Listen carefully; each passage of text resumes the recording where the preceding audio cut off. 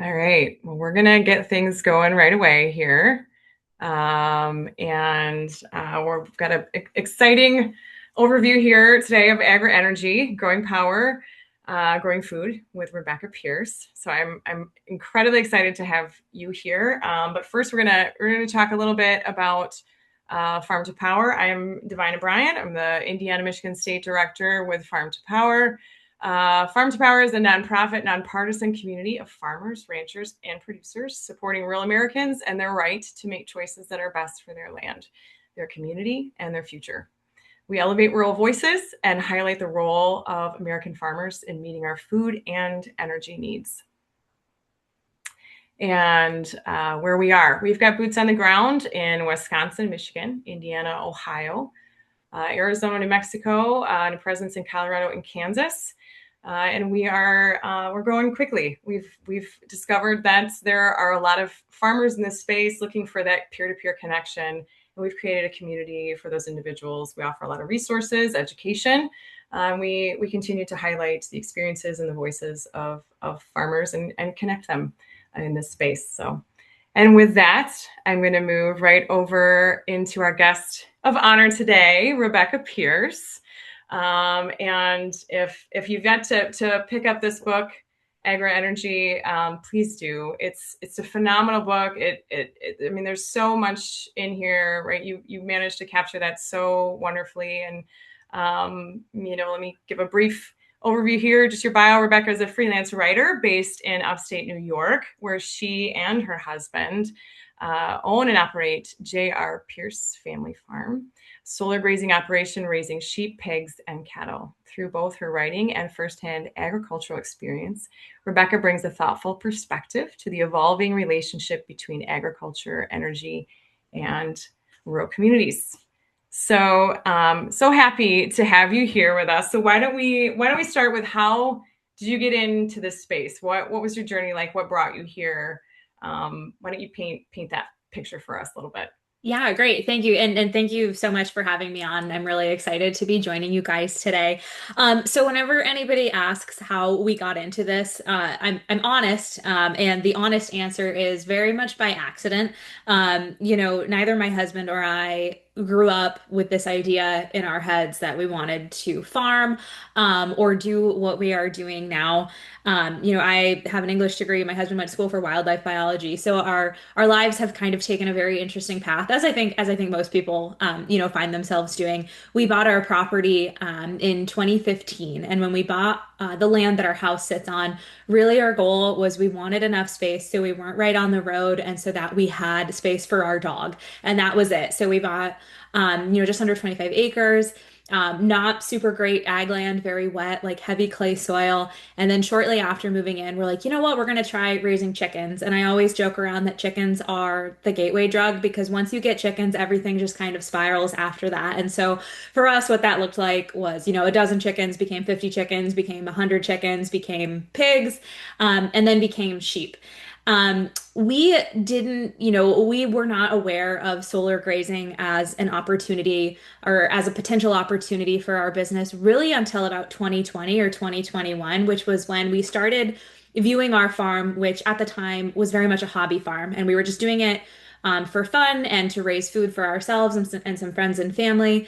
It was around that time that we realized that we wanted to turn this into something more permanent and something larger and something that could sustain us not just as a hobby. The biggest problem that we had with that, though, was that we are committed to this model of regenerative agriculture, wherein you are raising animals on pasture, you're moving them often, and looking at things not just from, like an extractive point of view, like what are you getting out of the land in terms of yield, in terms of product, but also what are you putting back into the land and how are you supporting that land so that it can be productive for many years to come. The problem with doing that on our, 25 acres was it takes a lot of space to do things the way we wanted to do it. You have to let pastures rest between grazing cycles. And we knew that we were going to very quickly become tapped out on pasture. And with lease rates as high as they are, which I'm sure everybody listening to this can relate to, land is not cheap. It wasn't cheap back in 2020, and it certainly is not cheap today. That was a big challenge for us. We were already putting so much of our own personal finances into making the farm successful. And adding on in terms of land was just not possible for us at the time. We ended up getting pretty lucky because two brothers, they're both farmers. They're in their 70s. They sell us our hay, and they were putting in solar on their property. And in a conversation with the solar developer, they said, we're both ready to retire, but we don't want to see this land not be used for farming. And so they really campaigned heavily for us, and I'm eternally grateful to them for doing that, to be able to come in and graze our sheep on that solar farm.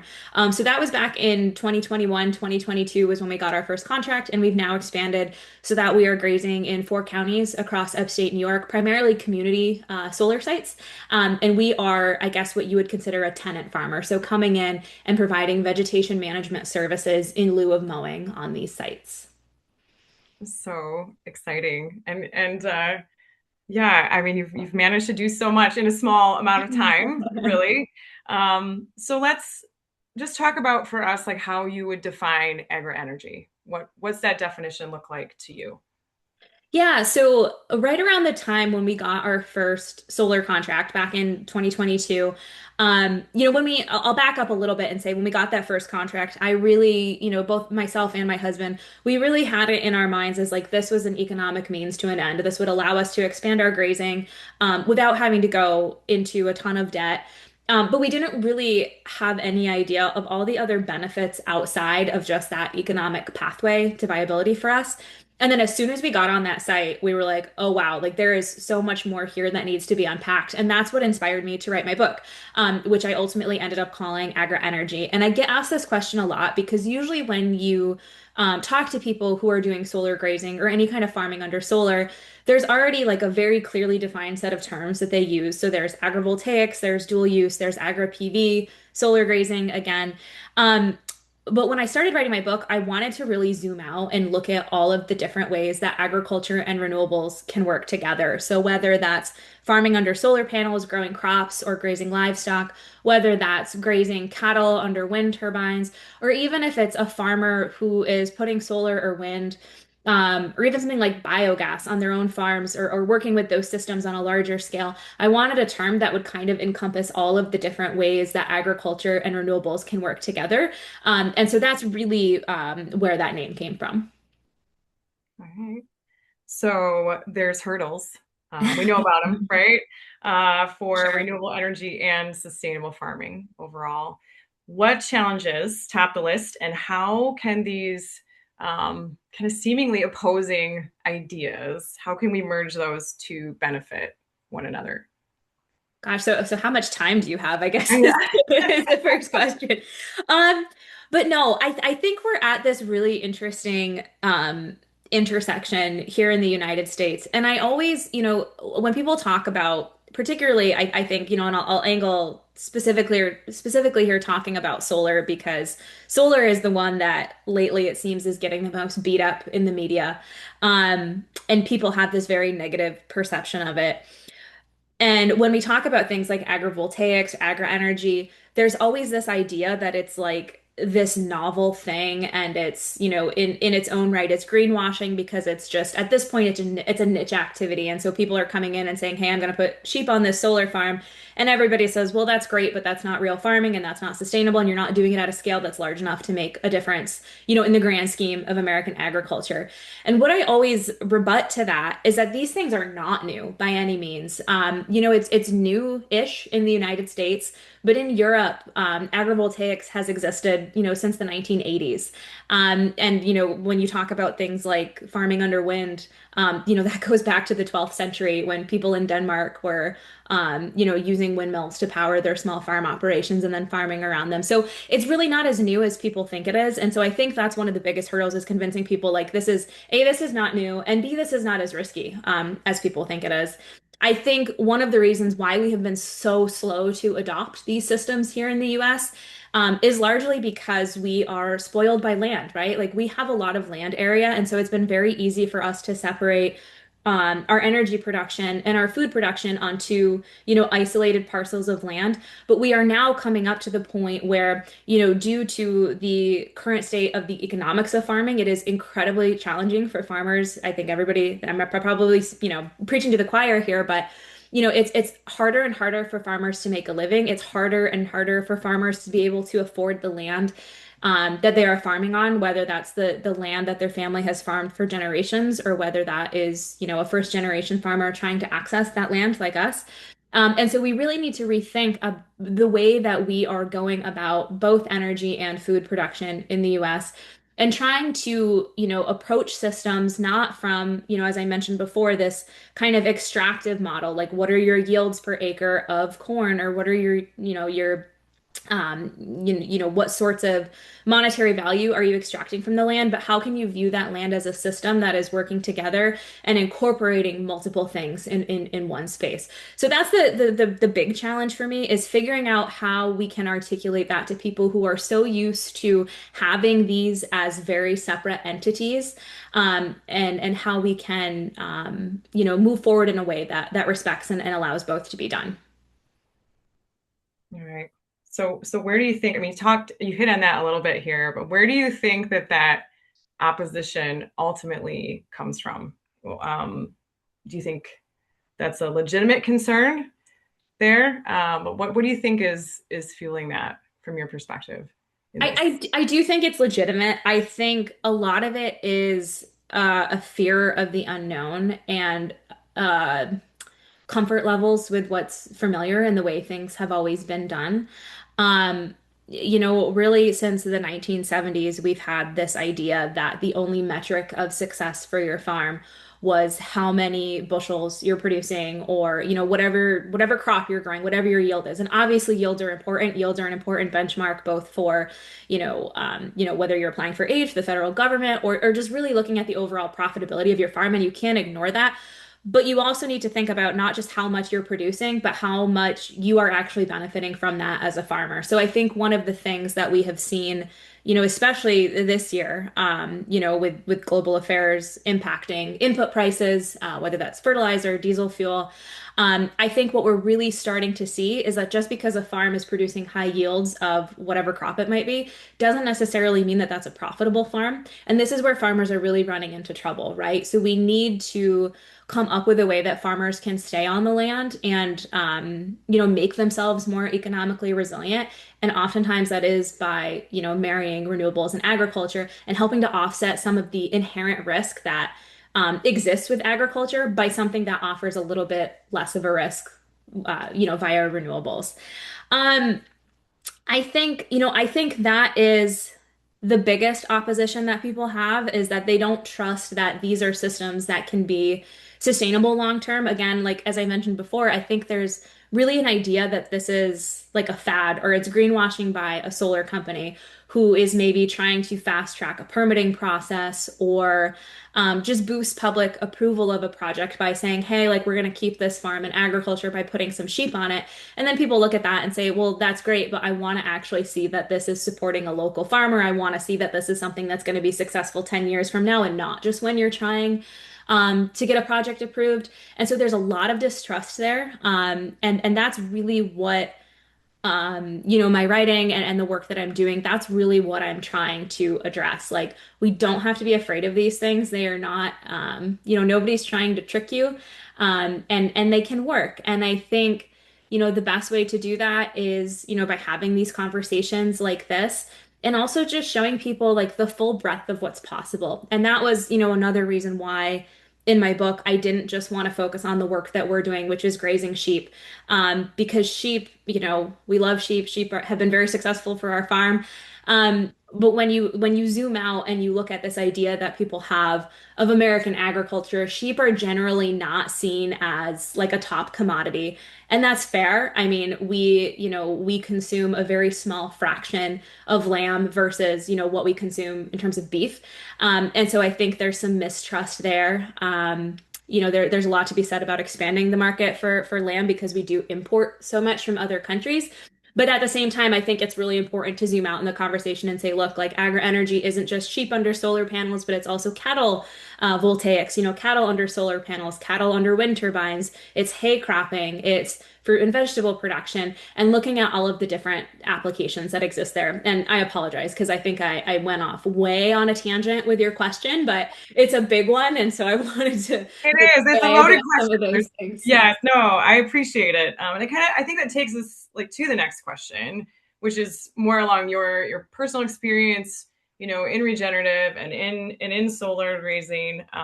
What has that personal evolution been like for you, merging those two things overall, and what are some successes and some challenges? Maybe just looking at those like small wins across the board that you can identify that you took as encouragement in all of this, because it's a lot. I mean, even just in one space, right, or the other, it's a lot. So what would you highlight as some of your wins along the way?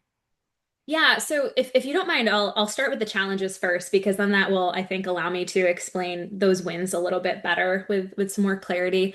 So one of the challenges for us has always been articulating like what it is we do, and it not just, in terms of like me and you having a conversation like this is what we do, but also articulating what our value is to solar developers who might be interested or not interested, in having us graze a site. And so I mentioned earlier that when we first started doing this, it was very much this conversation of like we might be cheaper than mowing, and that's why you should hire us. And that was like really what we put out on the table was, hey, you might save some money by having us graze. And often that is true, but not always. And so what we have learned, and this is, I think, our biggest win is learning about all of these like ancillary benefits of agri-energy that not only are benefits that we can then turn around and package and sell to a developer and say, look at what we can bring to the table.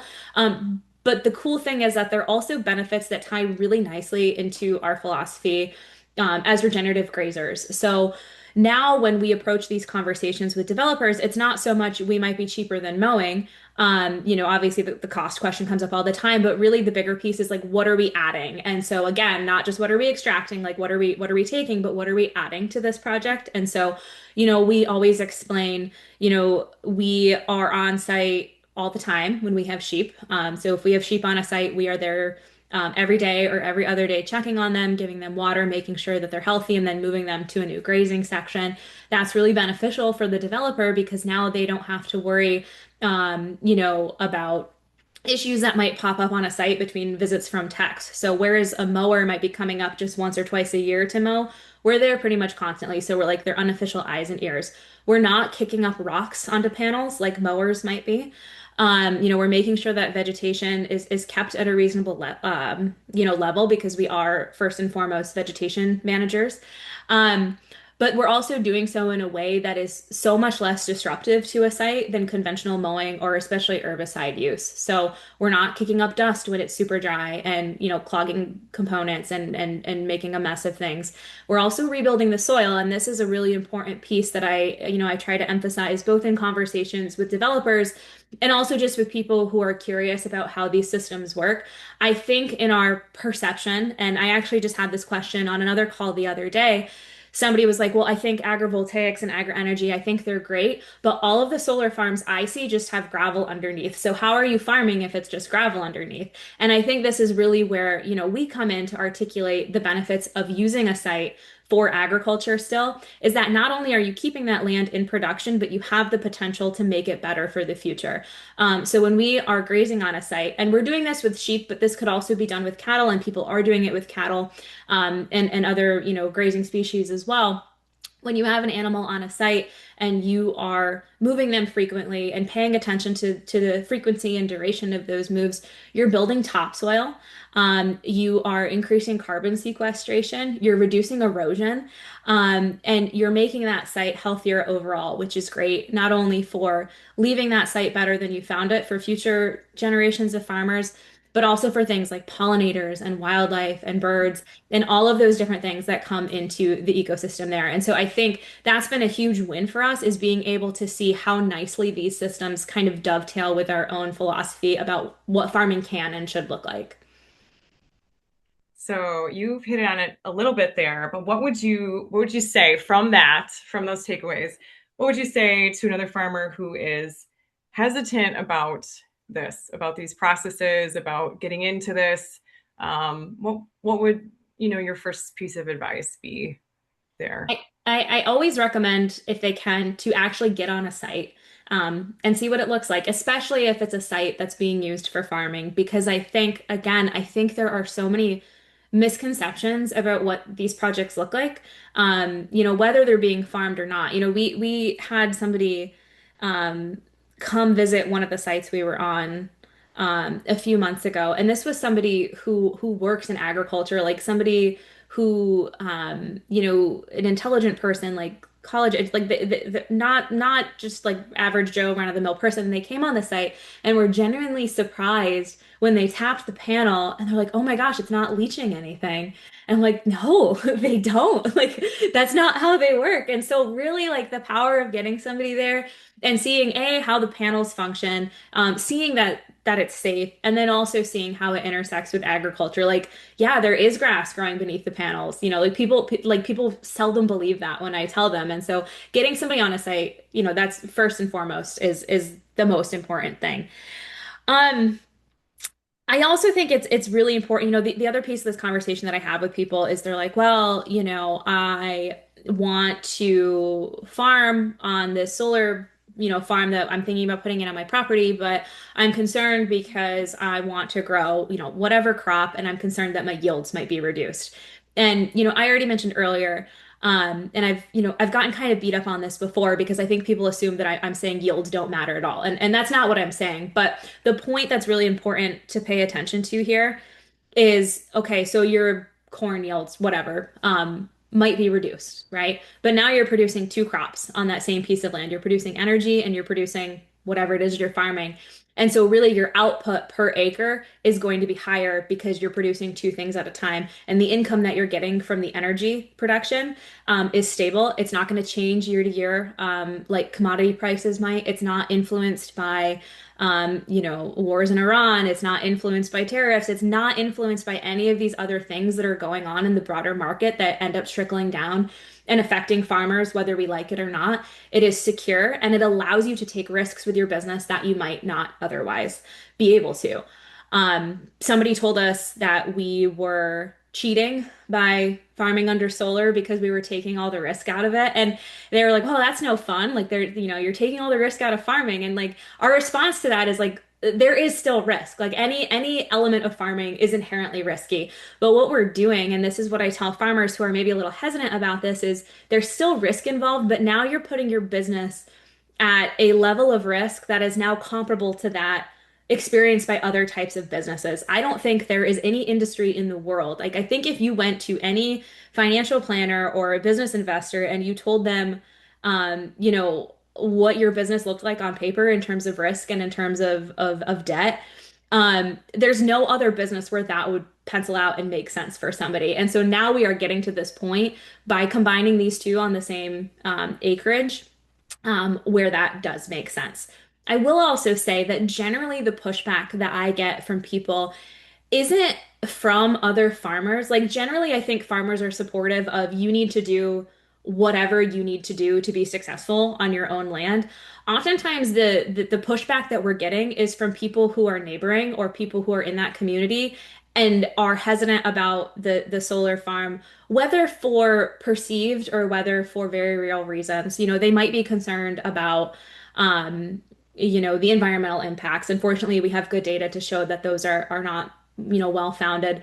And oftentimes it's just they don't want to look at them. And so to that, like, I understand, like, you pay a lot of money for your property, you pay a lot of money to live where you live, especially if you're somebody who lives in one of these really, idyllic rural towns.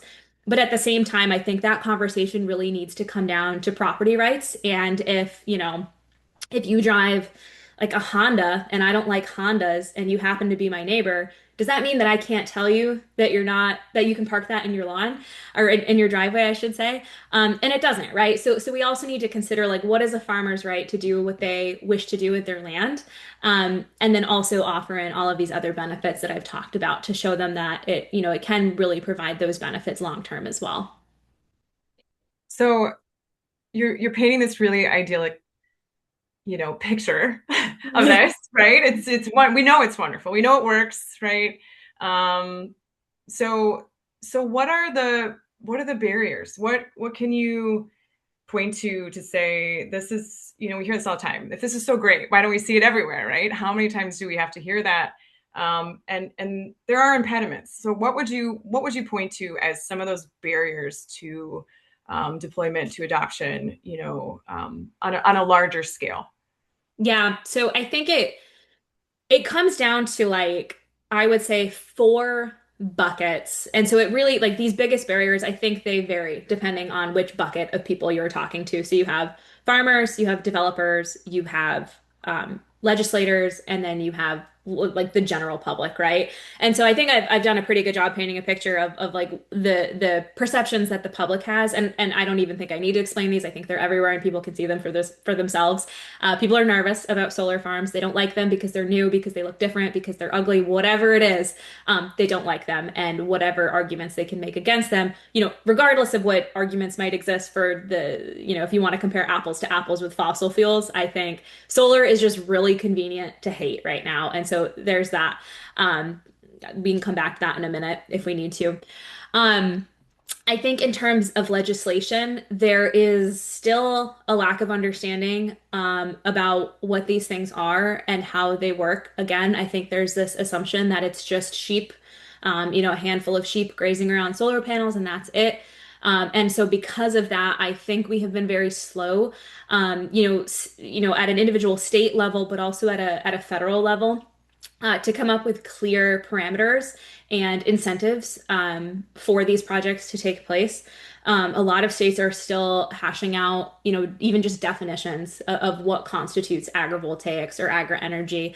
And so that's an issue, right? Because without a clear understanding of what it is we're doing, I don't think we have good systems set up for for farmers to be willing to change their operations to do this, but also perhaps more importantly for developers to be willing to do it. Sheep are great because they work really well on just about any site. So I always refer to them as like plug and play options because you can graze sheep around fixed tilt panels. You don't need to put a lot of thought into how a site is designed and how it's laid out. But if you start looking at different types of crop production, if you start looking at cattle grazing, there does need to be a little bit more forethought about how those sites are designed. And sometimes that does also incur an additional cost. And developers, I think rightly, are hesitant to plan for these things up front. If they know if they don't if there's no incentives, whether that's inciting or tax credits or anything like that, where they know they're going to get some of that payback later. And then especially if they don't have a farmer to partner with at the very beginning of the planning stages so that they know what they need in the first place. So it's really important that, the word, I guess, gets out about all of the opportunities that are possible because I think change is going to have to come from the top down, whereas like, okay, here is what agrivoltaics is. Here are the benefits for including it on your site, and here's how we can help, from a governmental perspective, to get these things cited and to get them actually happening. I will say, I think a lot of, as I've mentioned before, I think a lot of the risk surrounding agri-energy is overblown. I think costs can be higher, but I think there's also this like massive misunderstanding. And this is where it's really important for farmers and developers to come to the table together to say like, hey, like I know how my cattle behave and I know how they will interact with this site. This is how we can make accommodations to best suit them. And it might be a little more expensive, but it also might not be. And so it's really important for those conversations to happen, as early on in a process as possible too. So you hit on this a little bit. What would you identify as good policy, and how is current U.S. policy affecting the growth of agri-energy? Moreover, what policies would you say would be most effective in deployment, in seeing these things scale the way that they could?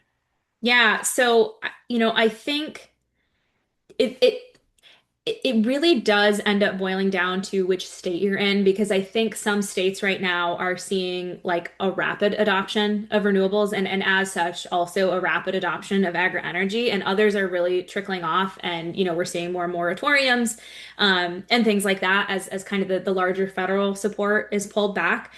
Um, I think across the board, projects are getting more expensive to develop. And the downside of that is I think this is usually one of the first things to go because it is harder to plan for. It does take more time. And as developers are rushing to get projects rolled out before the end of the year, especially, unfortunately, I think agri-energy is going to be one of those things that's on the chopping block.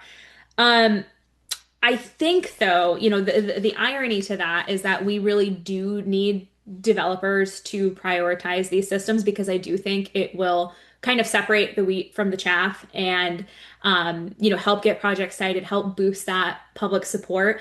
Energy, I always say that energy is like this very partisan thing. Like if you vote Democrat, there's a good chance I know what you think about solar, and if you vote Republican, there's a good chance I know. And I really don't think it should be that way, but it is, right? But food is not a partisan issue. Like, if you ask anybody, like, nobody is going to say, I don't support farmers because everybody needs to eat, right? And so there's this big opportunity for them to come together here.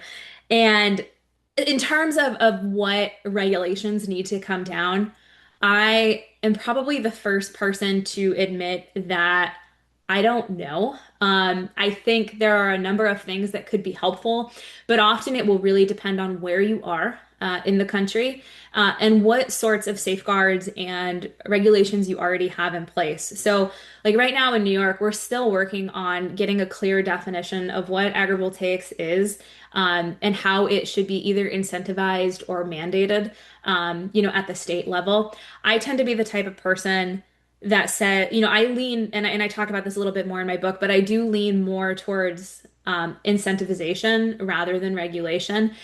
And I'm not anti-regulation by any means, and I think there are certain situations where that will be necessary. But the reason why I tend to lean more towards incentivizing agri-energy versus requiring it on every site is out of fear that we will begin, for lack of a better term, we'll begin trying to force a square peg into a round hole. So you might have a site and it's not necessarily a great site for farming. There's nobody nearby who's interested or willing to farm it.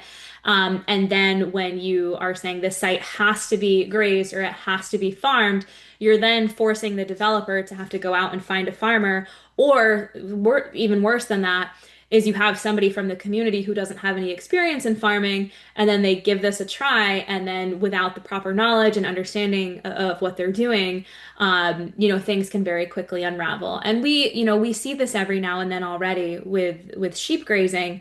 Luckily, most of the grazers we work with and everybody that we've encountered in the industry, are very good, and they understand, like, yes, you have to, be visiting your site and leaving water and moving your sheep often.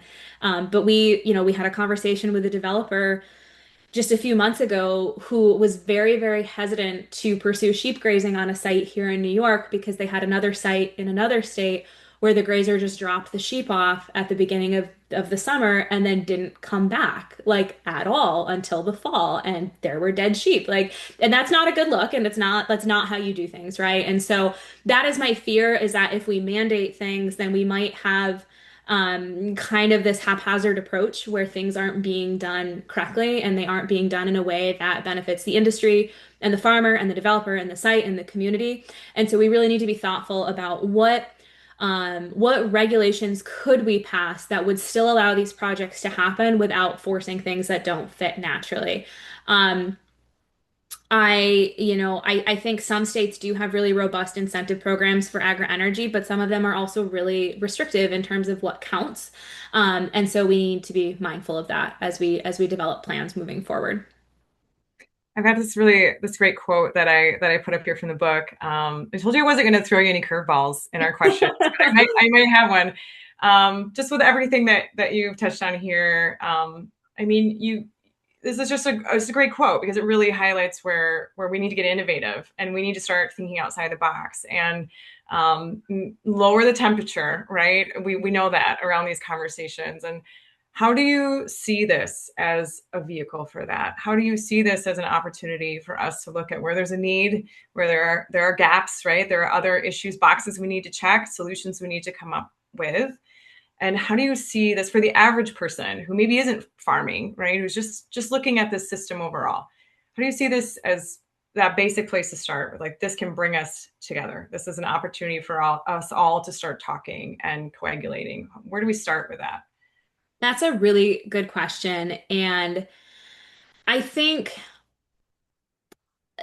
like in my book, and like I say this all the time, renewables are really easy to hate. But again, like nobody hates farmers, and I shouldn't even say that. But I think we're at this really interesting intersection where our agricultural system in the US has been broken for quite some time. And what I mean by that is not, that our farmers aren't working hard enough or that, we're not producing enough food or anything like that.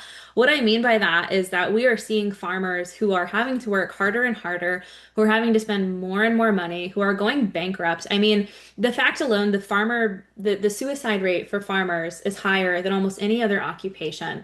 That says something, right? And it's not because, um, it's not because their land is being taken away from them or that they don't want to farm. People aren't going into farming just because it's a lose-lose endeavor. There's all this public support and save our farms and no farms, no food and all of that's great, but we need to start pushing for solutions that actually support the farmer. And that's not, another subsidy, that's not another aid package. That's long-term solutions that allow farmers to stay on their land and that provide a hedge against all of this risk that I mentioned before.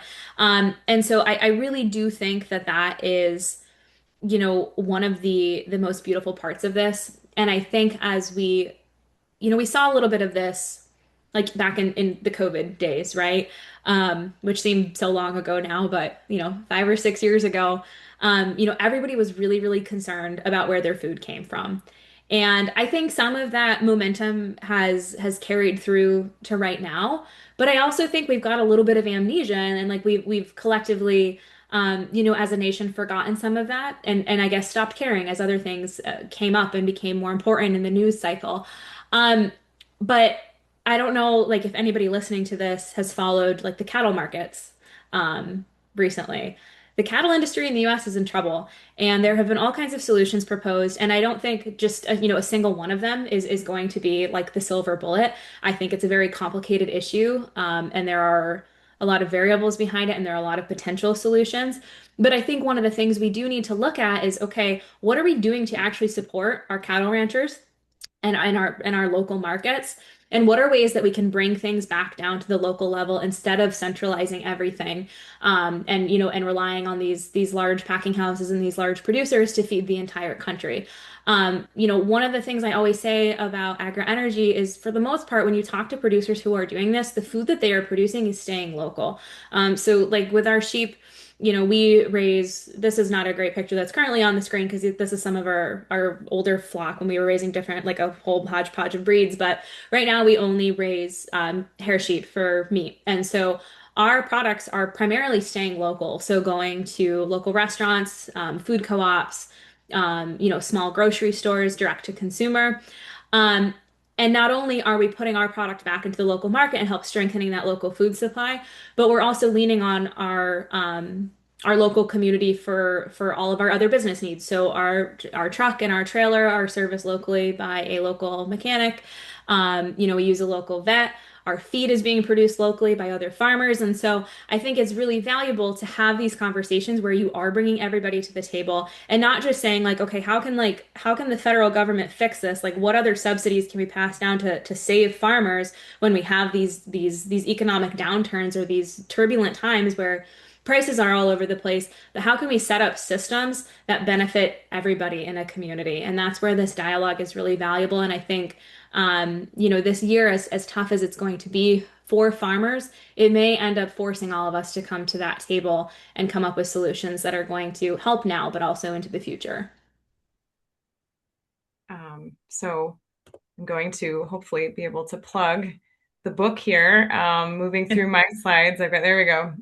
But I want to give an opportunity because this is such a great book, and there's so much in here. You pack this with so much information, from the technical pieces, right, just launching things, to just the importance of how this can be integrated into some of our larger energy needs.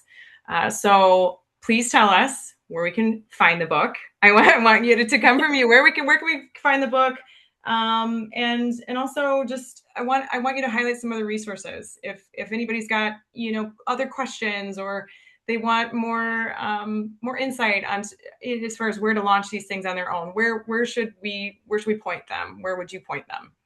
Yeah, so those are great questions. So I'll answer the really easy short one first. So the book is available through it was published by Island Press. Island Press was recently acquired as an imprint of Princeton University Press, so you can get it directly from the Princeton University Press website. And I believe right now we just discovered this the other day. It's currently on sale. So if you get it directly from Princeton University, I think it's 50% off until like June 9th, maybe. So that's just directly through the Princeton University Press website. It's also like wherever books are sold, so Barnes and Noble, Amazon, if that's more convenient for you. Um, as far as resources go, so when I wrote this book, I counted at one point, and I've forgotten the exact number now, but I interviewed like over 4 dozen different farmers and developers and researchers and just other people who are involved in this very nascent industry in the U.S. And so there's some good resources if you do end up picking up a copy of the book. If you flip all the way to the back, there's some good resources on where to find more. Um, Often people ask me if like going to their local cooperative extension for more information is a good idea, and it really depends on where you are. I found that some of these local organizations are still in the very early stages of understanding like how these systems work and how to go about getting started with a project. And so that's kind of hit or miss. I would say the best resource, especially if you are a grazer, even if you're not a sheep grazer, if you're, a cattle producer or anything else like that involved in raising livestock, the American Solar Grazing Association is a fantastic resource. They host webinars. They have a really helpful map on their website where you can see where different projects are cited across the country. And if you're somebody who's looking to do this, because I get asked this question a lot, like, and it's funny because sometimes we'll get like random Facebook messages from people that are like, I live in, whatever state, and there's a solar farm next door to me. Who do I contact about grazing it? And I'm like, well, I would love to help you, but I have no idea.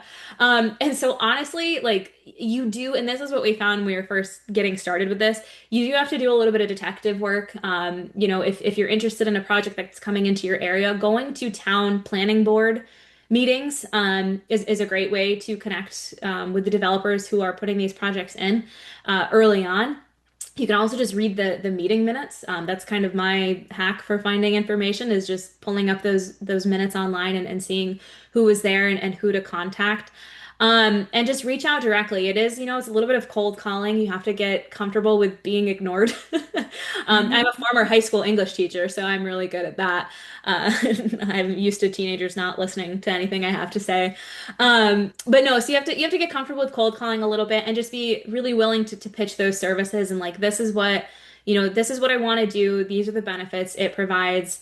And most importantly, I'm not sure who this conversation will ultimately reach, but if you are somebody who is thinking about farming on solar, don't do it for nothing. I think in some places, especially in states where agri-energy projects have gotten a little more saturated and concentrated, there are grazers in particular who are going in and grazing land for free just because they are getting that access to land.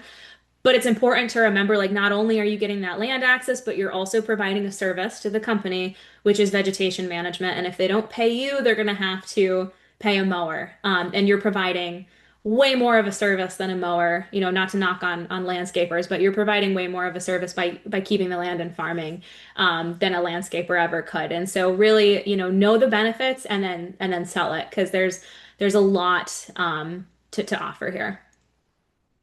Absolutely. You've done such a good job of painting this picture for us, and I just want to thank you for joining us, and thank you for writing this book that I just again want to tell everybody, please go pick up.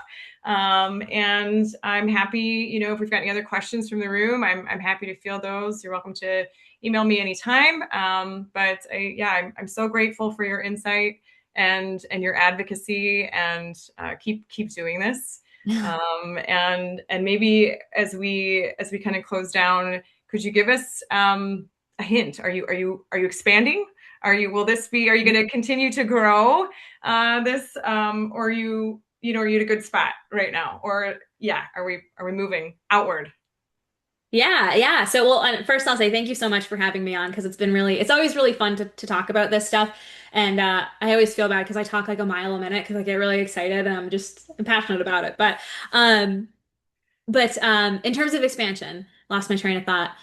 Yes, so we are currently on this summer, I want to say 10 sites in 4 counties, which it sounds like a lot, but they're community sites. So they're all smaller.